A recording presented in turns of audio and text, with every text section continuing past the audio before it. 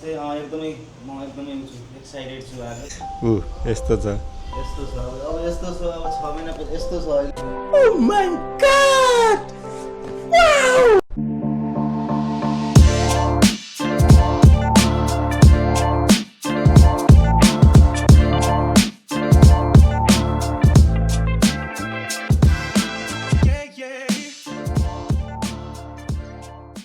आजको हाम्रो डे 2 अनि पहिलो ब्लग चाहिँ मैले ट्राभलको हालेको थिएँ।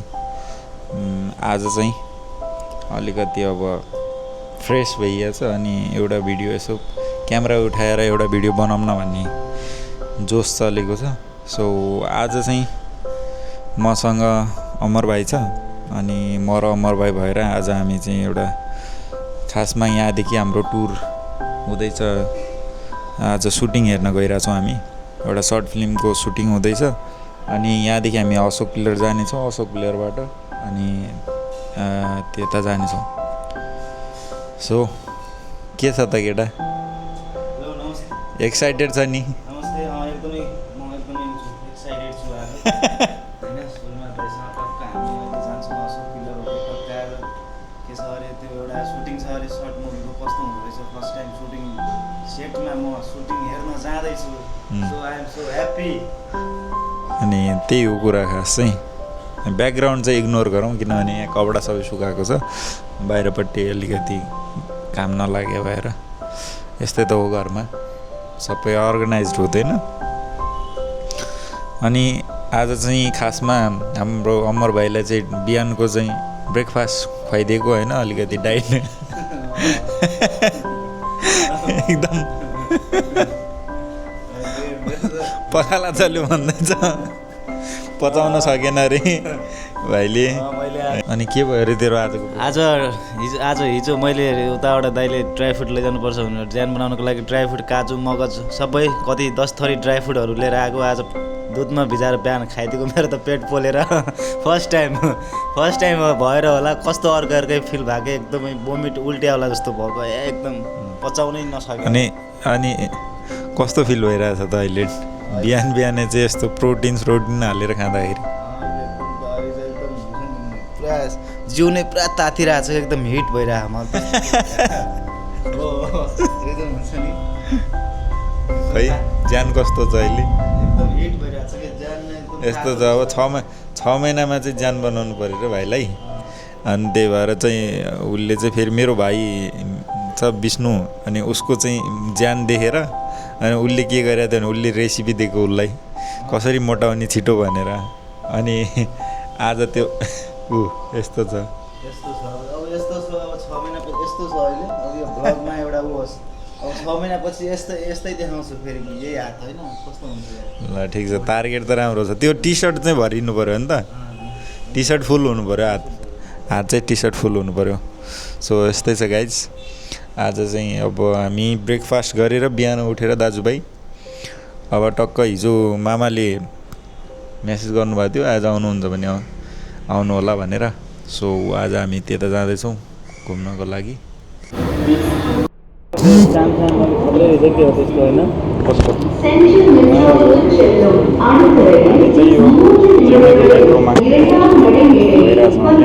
दामी फेसिलिटिज बनाइसकेर पहिला आउँदाखेरि नि जतिखेर म यहाँ यो चाहिँ हाम्रो लन्डनको लिभरपुल स्ट्रिटको भित्रको मेट्रो जस्तै छ, एलिजाबेथ लाइनको। अनि यता पनि ठ्याक्क स्लाइड हुन्छ, आफै बन्द हुन्छ। के पढ्दैछस् भाइ? निकै ध्यान लगाएर पढ्दैछस् त।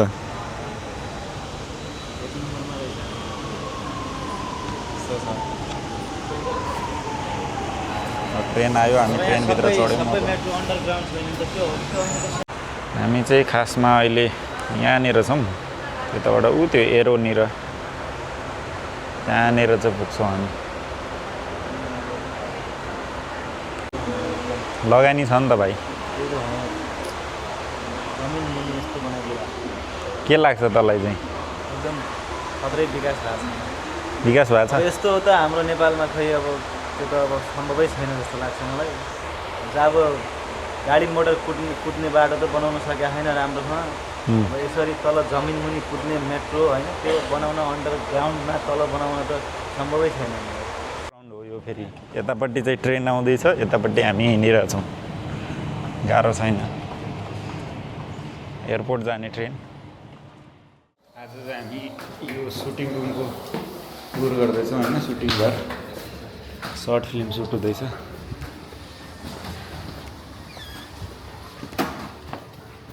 यस्तो काइन्ड अफ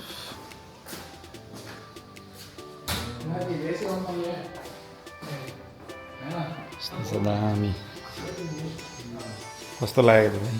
यतिको रुम बनाउनु मन छ कि छैन? दामी छ।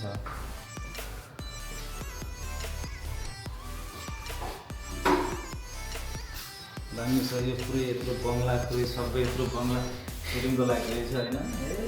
भत्ता पुरै सबै रहेछ। बाहिरबाट हेर्दा त के होला जस्तो छ होइन। भित्र चाहिँ यस्तो हुन्छ। अब झन् एउटा सर्ट मुभीको लागि त यति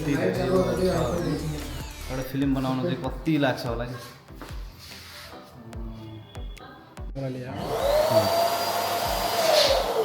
पूरा फैमिली आया हो लोकेशन टुर।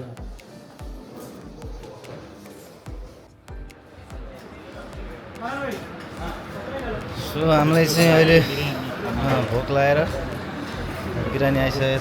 टक्क बिरयानी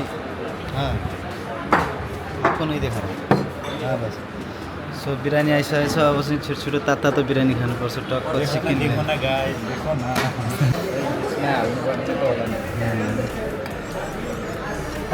त्यस्तै हो। चिकन बिरयानी टेस्ट गर्छु ल म। Made in Tamil Nadu. कस्तो छ दाइ? कस्तो छ? दामी छ, राम्रो छ है।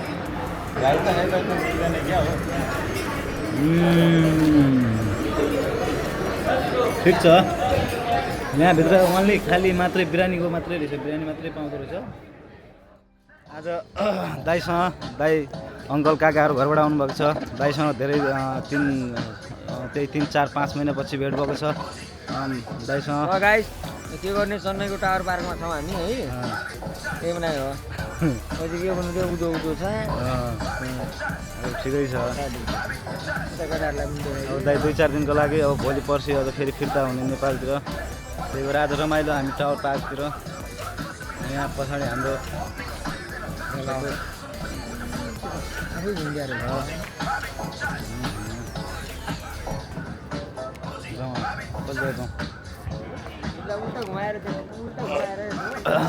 यहाँ सबैजना हुनुहुन्छ। हाम्रो दाइ,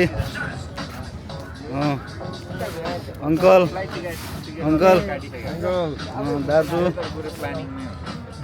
सबैजना हुनुहुन्छ यहाँ। सुरेश भाइ टावर पार्कमा रमाइलो भइरहेको। धेरै पछिको भेटघाट रमाइलो भइरहेको छ। 5-6 वर्ष भयो। अङ्कललाई सकिएको छैन। अङ्कललाई धेरै अङ्कल पनि घरतिर त्यही त अंकल घरतिर त धेरै मोटा थियो नि त। हाम्रा जस्तो भद्दा होइन पुरै हाम्रो अङ्कल त पुरै धेरै बिजी छन्।